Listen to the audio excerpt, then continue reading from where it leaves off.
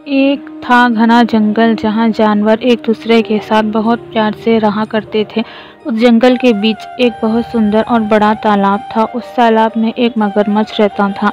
तालाब के चारों ओर बहुत सारे फलों से पेड़ लगे हुए थे। उनमें से एक पेड़ पर बंदर रहता था। बंदर और मगरमच्छ एक दूसरे के बहुत अच्छे दोस्त थे। बंदर पेड़ से मीठे और स्वादिष्ट फल खाता था और साथ ही अपने दोस्त मगर को भी देता था। मगर अपने दोस्त मगर का खास ख्याल रखता और मगर भी उसे अपनी पीठ पर बैठाकर पूरे तालाब में घुमाता था। दिन निकलते गए और दोनों की दोस्ती गहरी होती गई। बंदर जो फल मगरमच्छ को देता था, मगरमच्छ उनमें से कुछ फल अपनी पत्नी को भी खिलाता था।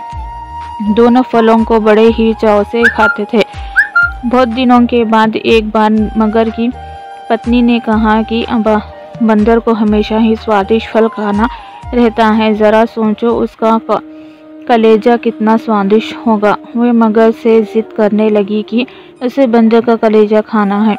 मगर ने उसे समझाने की कोशिश की लेकिन उसने नहीं माना और वो मगर से रूठ गई। अब मगर को ना चाहते हुए भी हाँ बोलना पड़ा। उसने कहा कि वो दूसरे दिन बंदर को अपनी गुफा में लेकर आ जाएगा, तब उसका कलेजा निकाल कर खा लेना। इसके बाद मगर की पत्नी मान गई।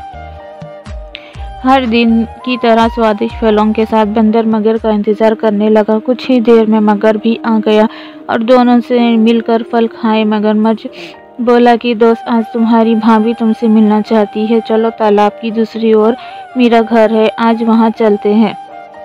बंदर झट से मान गया और उछल कर मगर की पीठ पर बैठ गया। मगर उसे लेकर अपनी गुफा की ओर बढ़ने लगा। जैसे ही दोनों तालाब के बीच पहुंचे, मगर ने कहा कि मित्र, आज तुम्हारी भाभी की इच्छा है कि वो तुम्हारा कलेजा खाएं। ऐसा कहकर अब उसने पूरी बात बताई। बात सुनकर बंदर बहुत कुछ सोचने लगा और बोला, मित्र, तुमने मुझे ये पहले क्यों नहीं बताया? मगर ने पूछा, क्यों मित्र, क्या हो गया? बंदर बोला कि मैं अपना कलेजा तो पेड़ पर ही छोड़ आया हूँ, तुम मुझे वापस ले चलो तो मैं अपना कलेजा साथ में ले आऊँगा। मगर बंदर की बातों में आ गया और वापस किनारे पर आ गया। वो दोनों जैसे ही किनारे पर पहुंचे, बंदर झट से पेड़ पर चढ़ गया और बोला कि मेरे को तुझे पता नहीं कि कलेजा हमारे अंदर ही होता है।